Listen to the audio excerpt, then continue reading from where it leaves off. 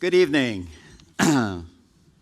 Father Pillars, Father Keller, current and former trustees, members of the clergy, faculty, staff, students, and most of all, friends. JoAnne and I are truly honored to be here this evening. After hearing Kate's remarks and Sam's wonderful introduction, our purpose this evening should be very clear to each of you. It is to help finance deserving and talented students who attend the University of Scranton. I would like to take a few moments of your time to tell you a love story. In 1958, I graduated from Scranton Central High School.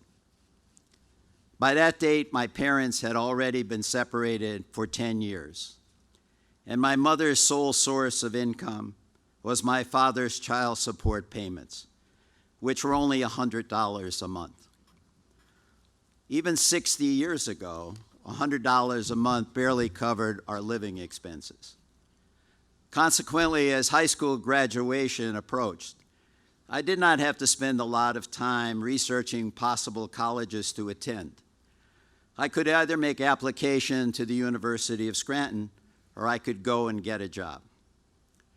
However, even if I were to be accepted at the university, I could not afford to attend without substantial financial grants, a work scholarship, and part-time employment. Fortunately, the university generously provided the resources that I required for each of the 4 years that I attended.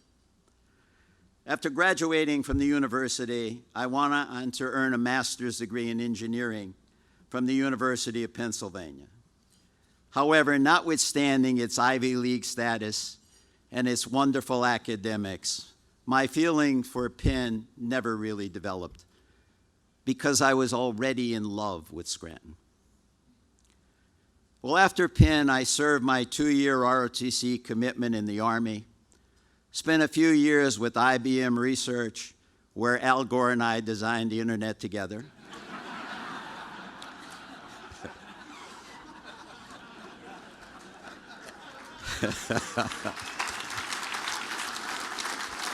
I must note that Al was not present at a number of the meetings.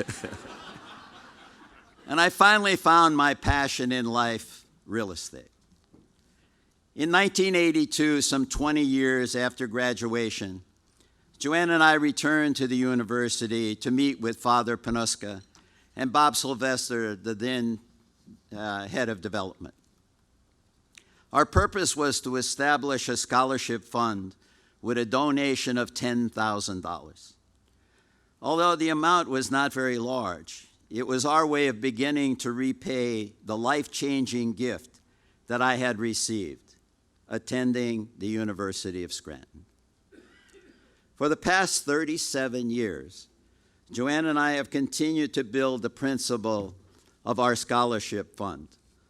Until today, the interest earned on our donations is sufficient to partially fund 6 students each year. Although he is the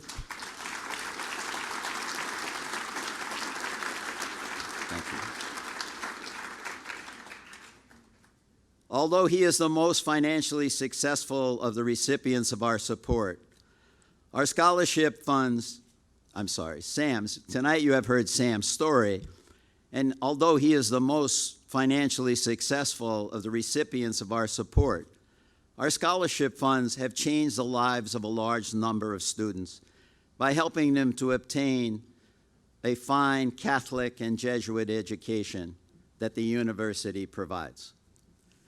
However, my love story would not be complete if I did not acknowledge the significant impact that Father Pillars has had on JoAnne's and my lives, as well as upon this great institution.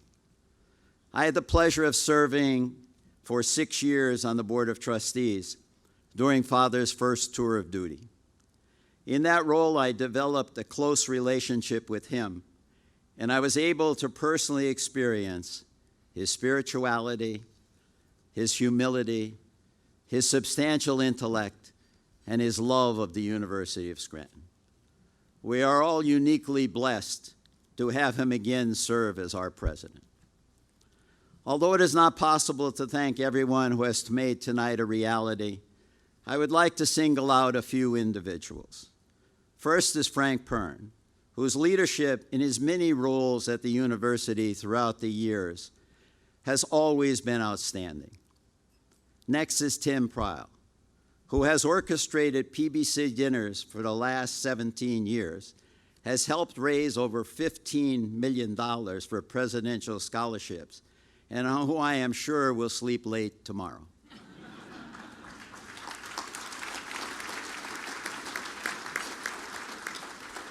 Last but certainly not least are our co-chairs this evening, JoAnne's brother, Joe Castrogiovanni, and his lovely wife, Mimi.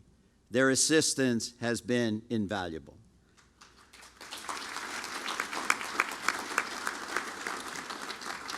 Finally, I would like to introduce the true love of my life, JoAnne. At each of your seats, there is a copy of her recent book, Oh, for the Love of Haiti. The contents are a series of vignettes and photographs which describe a small number of her many experiences in Haiti over the past 30 years. Some are humorous, many are sad, but all are true. To provide some perspective on her book, I would like to read you an excerpt from a third-party review of JoAnne's book, and I quote, "A few themes came out loud and clear throughout the pages of your book, JoAnne. First, your fearlessness in taking on this whole experience. It is not for the faint of heart. Second, your passionate love for the people of Haiti and your fellow servant caregivers. And the final theme is an instructive one for the readers of your book. Love is about doing, not about talking. I repeat, love is about doing, not about talking. We can all learn a great deal from you about the importance of doing love." End of quote. In 1962, the year I graduated from the University of Scranton, President and Mrs. Kennedy traveled to Paris, France. In front of a very large gathering, the President introduced the First Lady by stating, "I am the man who accompanied Jacqueline Kennedy to Paris, and I have enjoyed it."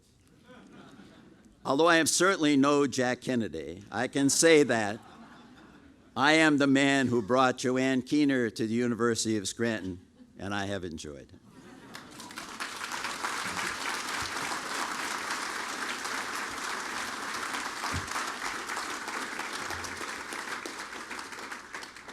Who said you're no Jack Kennedy? Well, all kidding aside, President Kennedy was a great man. But in my eyes, he had nothing on you.